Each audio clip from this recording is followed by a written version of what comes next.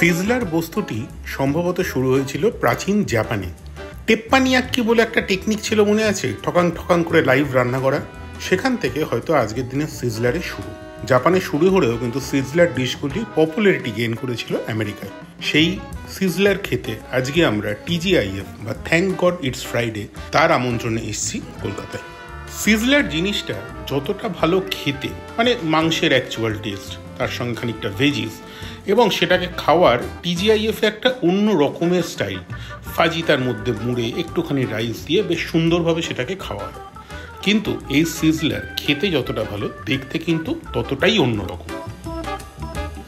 আচ্ছা, আপনারা সিজলারটা কখনো এইভাবে খেয়েছেন? এই স্টাইলে TGIF-এ খেয়েছেন? কমেন্ট সেকশনে জানান। দেখা হচ্ছে সামনের বারে।